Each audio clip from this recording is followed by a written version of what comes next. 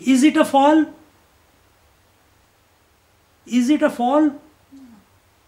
For a person who's looking at only the physical side of it, yeah, he fell down. But what is the result of falling down? He became successful in that final surrender. Imagine if he kept holding on to the pole. What a funny scene it will be. And if he falls on this side, he will break his bones. If he falls on the other side, there is a cushion, isn't it? What we do in our intensives, we always keep falling on this side. So there is no cushioning effect. But when we fall on the other side, the self, the reality, the truth is the ultimate cushion. It breaks your fall. There is no hurt. Instead you are bouncing there when you fall. It's fun. But you have to let go. So when we, the seer seen and seeing, the knower known and knowing, the experiencer experienced and experiencing, these trios because of which the thought is appearing, that I am meditating, this is also a thought in which there is a meditator, the meditated upon and the meditating. These three components have to merge into oneself. It's like this tripod. The meditator, the meditated upon and the meditating. If one leg is taken out, this tripod cannot stand, isn't it? It will collapse. So in the practices, either we try to take out all the objects, physical objects, what do? Dhamma. Then we try to take out all the objects from the mind, Shama. And what is here when they say that all of them merge into one or all of them break away? Merging into one and breaking away all means the same. Means what? All these three are coming to a climax and then only one alone remains. What is that one alone? That I am. Then this objectivity that we are so addicted to, that is no longer.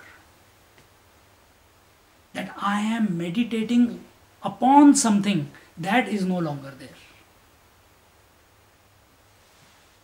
But you remain.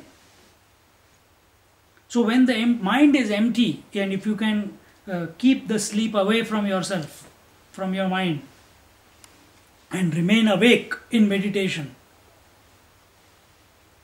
at that time don't question, who am I? Now what next?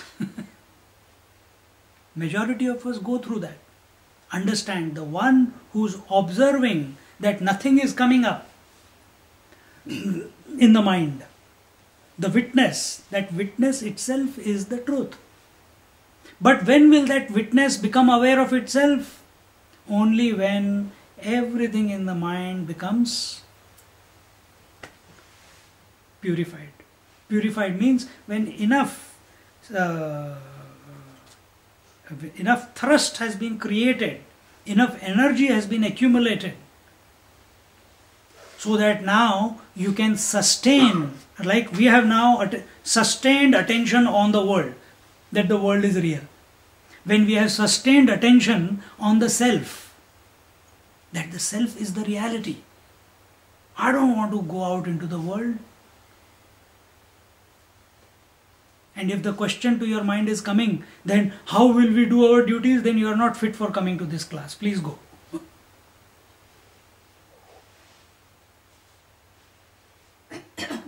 See.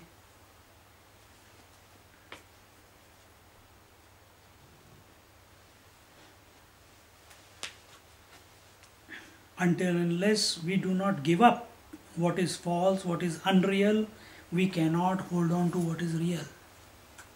Therefore, holding on to the real knowledge, that is discrimination, and giving up what is unreal and false, dispassion, this will bring you to the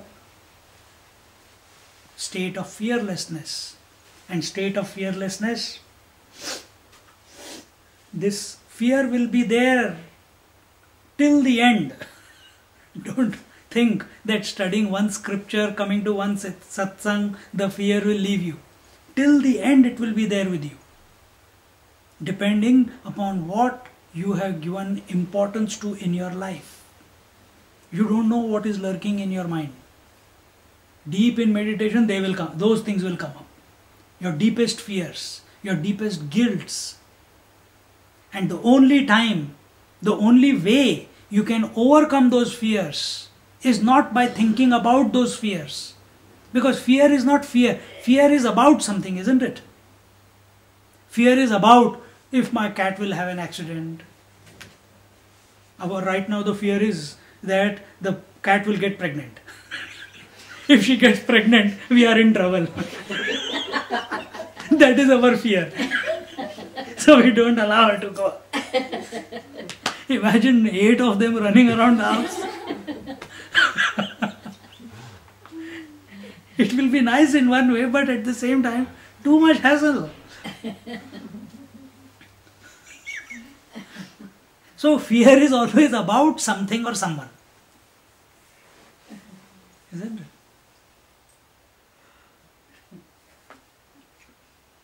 So we might, on the face of it, we might be all happy. But because I was just contemplating, suddenly at this moment, what was the fear? The cat getting pregnant was the fear. That came out. We may not talk about it, but it is true. It is there. So continuously the mind is, we have to take her to the doctor. We have to take her to the doctor. We have to take her to the doctor. Only if that can be replaced. I am Brahman. I am Brahman. I am the reality. I am the reality. It's that simple. But what if I become Brahman and the cat becomes pregnant? Then what? Problem, isn't it? At this moment it feels that way.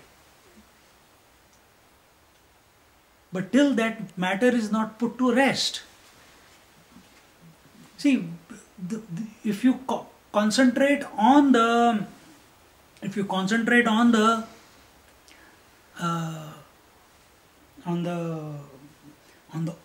thing or being because of which the fear is there, you may or may not get the solution. You may or may not get the solution. You fix one thing, the fear will be because of something else. That's the way the nature works itself. But there is one sure way of becoming fearless.